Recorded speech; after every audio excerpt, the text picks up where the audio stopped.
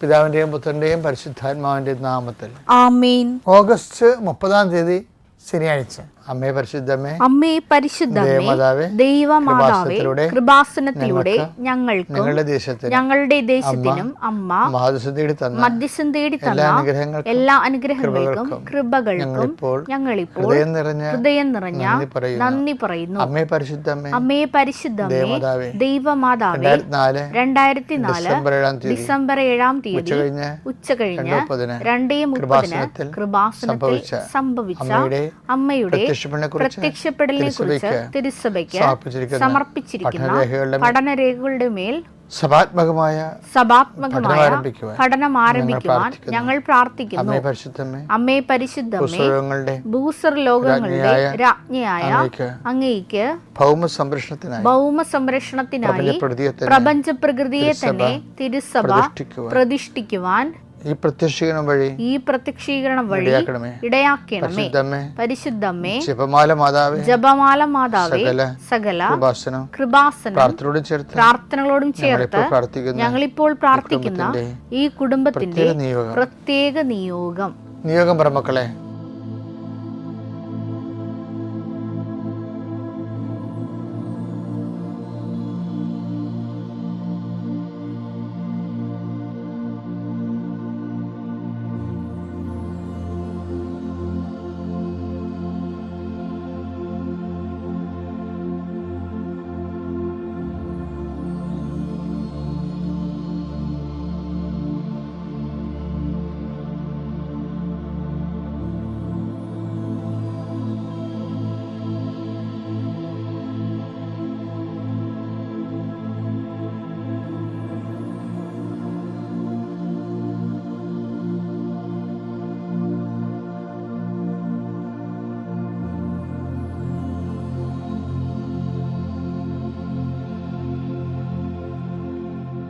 അമ്മയുടെ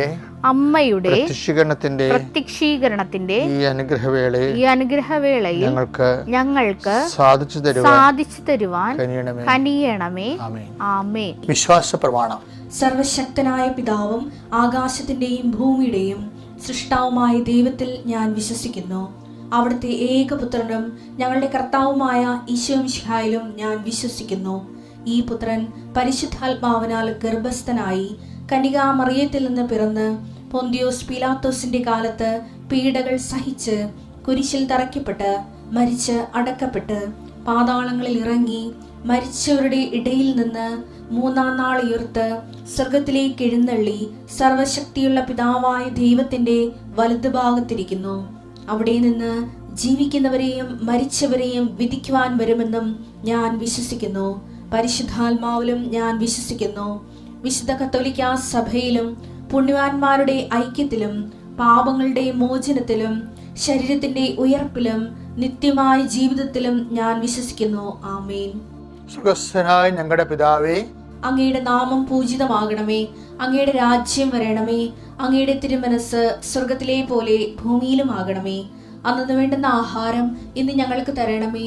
ഞങ്ങളോട് തെറ്റ് ചെയ്യുന്നവരോട് ഞങ്ങൾ ക്ഷമിക്കുന്നത് പോലെ ഞങ്ങളുടെ തെറ്റുകൾ ഞങ്ങളോടും ക്ഷമിക്കണമേ. ഞങ്ങളെ പ്രലോഭനത്തിൽ ഉൾപ്പെടുത്തരുതേ, തിന്മയിൽ ഞങ്ങൾ രക്ഷിക്കണമേ. ആമേൻ. നന്മ നിറഞ്ഞ മറിയമേ, സ്വസ്തി. കർത്താവ് അങ്ങയുടെ കൂടെ സ്ത്രീകളിൽ അങ്ങ് അനുഗ്രഹിക്കപ്പെട്ടവളാകുന്നു. അങ്ങയുടെ ഉദരത്തിൻ ഫലമായി ഈശോ അനുഗ്രഹിക്കപ്പെട്ടവനാകുന്നു. പരിശുദ്ധ മറിയമേ, തമ്പുരാന്റെ അമ്മേ, പാപികളായ ഞങ്ങൾക്ക് വേണ്ടി ഇപ്പോഴും ഞങ്ങളുടെ മരണസമയത്തും തമ്പുരാനോട് അപേക്ഷിക്കണമേ. ആമേൻ. കർത്താവേ, നിന്റെ ഉന്നതമായ നാമത്തിന് സ്വസ്ഥം ചെയ്യുന്ന കർത്താവേ, 39 വർഷം ഞാൻ അർപ്പിച്ച കുർബാനയുടെ യോഗ്യതയാൽ കൃപാസ്ഥാനത്താരെ ജീവനോടെ പ്രത്യക്ഷപ്പെട്ട മാതാവിൻ്റെ മധ്യസ്ഥത്തിൽ വീട്, ജോലി, വിവാഹം, വെളിച്ചം, വഴികൾ, വെള്ളം, ഇങ്ങനെ ഒരു അടിസ്ഥാന കാര്യങ്ങൾക്ക് വേണ്ടി കർത്താവെ വിഷമിക്കുന്നവരുണ്ട് ഈശോയെ. വിവാഹം ഒത്തുവരാത്തവരുണ്ട് ഈശോയെ. ഒത്തുവന്ന വിവാഹം പോയതിൻ്റെ പേരിൽ സങ്കടപ്പെട്ട് നടക്കുന്നവരുണ്ട് ഈശോയെ.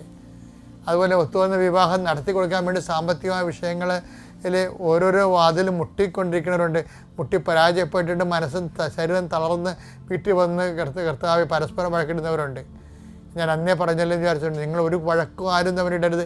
കർത്താവ് നിങ്ങളുടെ കാര്യം തീരുമാനിച്ചിട്ടുണ്ടെന്ന ബോധത്തിൽ ഒരുമിച്ച് പ്രാർത്ഥിക്കാൻ കർത്താവ് നിങ്ങളെ ശക്തിപ്പെടുത്തിയിട്ട് പ്രാർത്ഥിക്കുന്നു.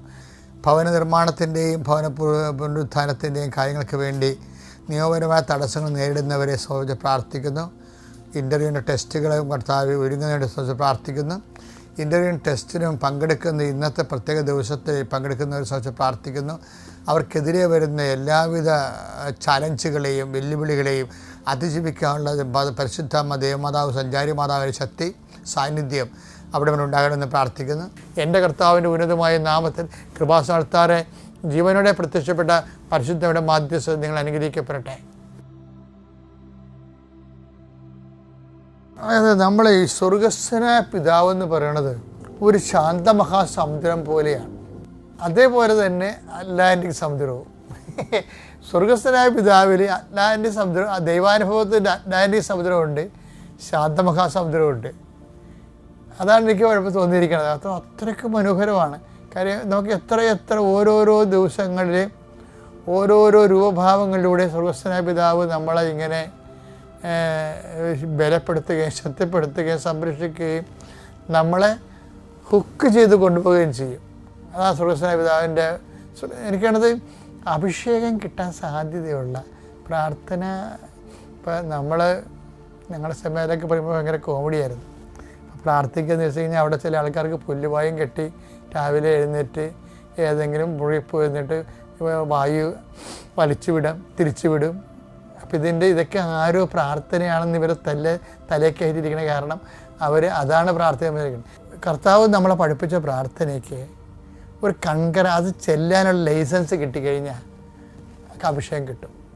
നമ്മളിപ്പോൾ വണ്ടിയൊക്കെ ഓടിക്കേണ്ട ആൾക്കാരെ വണ്ടി ഓടിക്കണല്ലേ, വണ്ടി ഓടിക്കണ എല്ലാവരും ലൈസൻസ് ഉള്ളവരാണ്. പിള്ളേരൊക്കെ വണ്ടി ഓടിക്കണല്ലേ. സ്വർഗസ്ഥനായ പിതാവിലെ ആൾക്കാർ ചെല്ലണ ലൈസൻസ് ഇല്ലാത്ത വണ്ടി ഓടിക്കലാണ്. അതെന്താ കാര്യം വെച്ച് കഴിഞ്ഞാൽ ദൈവം ഞാൻ നിന്നെ സ്വർഗസ്ഥനായ പിതാവ് ചെല്ലാൻ അനുഗ്രഹിച്ചിരിക്കണം എന്ന് പറഞ്ഞാൽ പിന്നെ നമ്മൾ പ്രാർത്ഥിക്കാൻ നേരത്ത് അഭിഷേകം വരും. ഒരു ക്രിസ്ത്യാനി അല്ലെങ്കിൽ ദൈവ പൈതൽ ദൈവത്തോട് ചോദിക്കേണ്ട ഏറ്റവും ആദ്യം ചോദിക്കേണ്ടത് സ്വർഗസ്ഥനായ പിതാവ് ചെല്ലാനോട് ലൈസൻസ് ചോദിക്കണം. അല്ല ആ പ്രാർത്ഥന കാണാൻ പഠിച്ചെന്ന് പറഞ്ഞാൽ ലൈസൻസ് കിട്ടണമെന്നില്ല. വണ്ടി ഓടിക്കുന്ന ആൾക്കാർക്കെല്ലാം ലൈസൻസ് ഉണ്ട് എന്ന് പറഞ്ഞ പോലെ നീ സ്വർഗസ്ഥനായ പിതാവ് ചെല്ല. ഇപ്പം നമുക്ക് ദൈവപിതാവിൻ്റെ അടുത്ത് ഈ ലോകത്ത് ഏറ്റവും വലിയ ത്രില്ല് എന്താണെന്ന് അറിയാമോ? ഏറ്റവും വലിയ ത്രില്ല് എന്താണ്? പാപമില്ലാതെ ഒരു ദിവസമെങ്കിലും ജീവിക്കാനാണ് ത്രില്ല്. ഈ ലോകത്ത് ഏറ്റവും വലിയ ത്രില്ലെന്ന് പറഞ്ഞാൽ എന്താണ്? പാപമില്ലാതെ എന്താ പുണ്യത്തോടു കൂടി ഒരു ദിവസമെങ്കിലും ജീവിക്കാൻ പറ്റുന്നതാണ് ത്രില്ലെന്ന് പറഞ്ഞാൽ. ചാലഞ്ചാണ്. ലോകത്തോടും ശരീരത്തോടും പിശാചിനോടും വെല്ലുവിളിച്ചുകൊണ്ട് നമ്മൾ ദൈവത്തിൽ ജീവിക്കുന്നതുകൊണ്ട് നിസ്സാര കാര്യം വരുവാണ്. അതിന് നമ്മളെ സഹായിക്കുന്നതാണ്. കാര്യം ഇപ്പം ഞങ്ങളെ പ്രാർത്ഥിക്കാൻ പഠിപ്പിക്കണമെന്ന് പറയണില്ലേ? അപ്പോഴെന്താണ്? അതായത് കർത്താവ് ഒരു പ്രാർത്ഥന പറഞ്ഞു തന്നപ്പോൾ എന്താണ് പറഞ്ഞത്? ഞങ്ങളെ പ്രലോഭനത്തിൽ ഉൾപ്പെടുത്തരുത് എന്ന്. അതാരാണ് പ്രലോഭനത്തിൽ ഉൾപ്പെടുത്തരുതെന്ന് പറയണത്? ആരോടാണ്? നമ്മൾ ഈശോയോട് പ്രാർത്ഥിക്കുന്നു, പരമപിതാവിനോട് നമ്മൾ പ്രാർത്ഥിക്കുന്നതാണ്. അപ്പോൾ പിതാവ് ഈശോ ഒന്നായതുകൊണ്ട് ആ പ്രാർത്ഥന ഓട്ടോമാറ്റിക്കായിട്ട് ഈശോയോടും കൂടിയാണ് നമ്മൾ പ്രാർത്ഥിക്കുന്നത്. ഞങ്ങളെ പ്രലോഭനത്തിൽ ഉൾപ്പെടുത്തരുത് എന്ന് വെച്ചാൽ പ്രലോഭനത്തിൽ ഉൾപ്പെടുത്താതിരിക്കാൻ നമുക്ക് ആഗ്രഹം ഉണ്ടെങ്കിൽ അത് അനുഗ്രഹം കിട്ടാനുള്ള സാധ്യതയുണ്ടെന്നാണ് സ്വർഗസ്ഥനായ പിതാവിനോട് ഈശോ പറയാതെ പറഞ്ഞു വെക്കണത്. അതെന്ന് വെച്ച് കഴിഞ്ഞാൽ നമ്മളൊരാളിനെ പ്രലോഭനത്തിൽ ഉൾപ്പെടുത്താൻ എനിക്ക് കർത്താവ് ഇന്ന് ഞാനൊരു പാവം ചെയ്യാതിരിക്കാൻ വേണ്ടി എന്നെ സഹായിക്കണമെന്ന് പറഞ്ഞാൽ, അങ്ങനെ ഒരു ദൈവപൈതൽ ആഗ്രഹിച്ചാൽ അത് കിട്ടാനുള്ള സാധ്യത തരാനുള്ള ആളുടെ കയ്യിൽ ഉള്ളത് കൊണ്ടാണ് ആ തരാനുള്ള ആൾ പ്രാർത്ഥിക്കാൻ പഠിപ്പിച്ചപ്പോൾ അങ്ങനെ നമ്മളെ പഠിപ്പിച്ചിരിക്കുന്നത്. അപ്പോൾ അത് നമ്മൾ സീരിയസ് ആയിട്ട് ഞങ്ങളെ പ്രലോഭനത്തിൽ ഉൾപ്പെടുത്തരുത് എന്ന് പറഞ്ഞാൽ നമ്മൾ സീരിയസ് ആയിട്ടാണ് അത് പറയണമെങ്കിൽ, ആത്മാർത്ഥമായിട്ട് പറയണമെങ്കിൽ ക്രമേണ പ്രലോഭനങ്ങളുടെ മേലെ നമുക്ക് വിജയം വരിക്കാൻ പറ്റും. എനിക്ക് തോന്നിയിട്ടില്ല അത്രയ്ക്ക് വലിയ പ്രശ്നമാണെന്ന് പാപരഹിതമായി പുണ്യത്തിൽ ജീവിക്കുന്നത്. അത്രയ്ക്ക് വലിയ പ്രശ്നമല്ല. നമുക്കൊരു കൃപ കിട്ടിയാൽ മതി. ശരിക്കും പറഞ്ഞാൽ ആ കൃപ തരാൻ ദൈവത്തിന് ഇഷ്ടമായത് കൊണ്ടാണ് ദൈവം അങ്ങനെ പ്രാർത്ഥിക്കാൻ നമ്മളോട് ആവശ്യപ്പെട്ടിരിക്കുന്നത്. അത് ഈ പ്രലോഭനം മാത്രമല്ല, അങ്ങയുടെ നാമം പൂജിതമാകണമെന്നുള്ളതും നമ്മൾ ജീവിക്കുമ്പോഴും പ്രാർത്ഥിക്കുമ്പോഴും അത് നമ്മൾ പ്രാർത്ഥിക്കുന്ന ദൈവത്തിന് നാമം പൂജിതമാകുന്നുണ്ടു എന്നുള്ള എൻ്റെ അടിസ്ഥാനത്തിലാണ് കർത്താവ് ആ പ്രാർത്ഥന വെളിപ്പെടുത്തിയിരിക്കുന്നത്. അന്നു വേണ്ട ആഹാരം ഇന്ന് ഞങ്ങൾക്ക് തരണമേ എന്ന് വെച്ച് കഴിഞ്ഞാൽ അന്നു വേണ്ട ആഹാരത്തിന് ഇപ്പം നമ്മൾ പറയത്തില്ലേ, ഗവൺമെൻറ് ഇന്ന ഗവൺമെൻറ് ഫുഡ് സെക്യൂരിറ്റി ഭക്ഷ്യ സുരക്ഷാ ബില്ല് പാസ്സായെന്നൊക്കെ പറയല്ലേ, അത് സ്വർഗം പാസ്സാക്കിയിരിക്കേണ്ട ഭക്ഷ്യസുരക്ഷാ ബില്ലാണത്. എന്താണത്? അന്നു വേണ്ട ആഹാരം ഇന്ന് ഞങ്ങൾക്ക് തരണമേ. അത് സത്യസന്ധമായിട്ട് ആ പ്രാർത്ഥന, ഒരു മനുഷ്യന് ചെല്ലാനുള്ള ലൈസൻസ് ദൈവസ്നേഹം കിട്ടിയ ലൈസൻസ് എന്ന് പറഞ്ഞാൽ എന്താണ്? പ്രാർത്ഥന ചെല്ലണമെങ്കിൽ വിശ്വാസം, പ്രത്യാശ, ദൈവസ്നേഹം വേണം. അത് കിട്ടിയാൽ ലൈസൻസായി. പ്രാർത്ഥന ചെല്ലണമെങ്കിൽ എന്തൊക്കെ വേണം? വിശ്വാസം, പ്രത്യാശ, സ്നേഹം. ഈ 3 കാര്യം ദൈവിക പുണ്യങ്ങളുണ്ടെങ്കിൽ നമുക്ക് പ്രാർത്ഥന ചൊല്ലാനുള്ള ലൈസൻസായി. ആ ലൈസൻസോട് കൂടി, വിശ്വാസത്തോടു കൂടി, പ്രത്യാശയോടുകൂടി, ദൈവസ്നേഹത്തോടു കൂടി ആണ് നമ്മൾ ദൈവത്തോട് പറയുകയാണ് അതിന് വേണ്ട ആഹാരം ഇന്ന് ഞങ്ങൾക്ക് തരണമെന്ന് പറഞ്ഞാൽ തീർച്ചയായിട്ടും ആ തരാനുള്ള പ്രൊവിഷൻ ഉള്ളത് കൊണ്ടാണ് അത് പ്രാർത്ഥനയും ദൈവം ഉൾപ്പെടുത്തിയിരിക്കുന്നത്. തരേണ്ടത് ദൈവമാണ്, ആ പ്രാർത്ഥന തന്നിരിക്കുന്നത് ദൈവമാണ്. അപ്പോൾ എന്ത് എളുപ്പമായെന്ന് നോക്കിയേ. ഓക്കെ അല്ലേ? Thank you. അത്യപൂർവ ദൈവാനുഭവങ്ങൾ ഇനി നിങ്ങൾക്കും സ്വന്തം. ഈ യൂട്യൂബ് ചാനൽ ഇതുവരെ സബ്സ്ക്രൈബ് ചെയ്തിട്ടില്ലെങ്കിൽ ഇപ്പോൾ തന്നെ സബ്സ്ക്രൈബ് ചെയ്യുക. ഈ വീഡിയോ ഇപ്പോൾ തന്നെ നിങ്ങളുടെ സുഹൃത്തുക്കൾക്ക് ഷെയർ ചെയ്തുകൊണ്ട് കർത്താവിന്റെ പ്രേക്ഷിതരാകുക.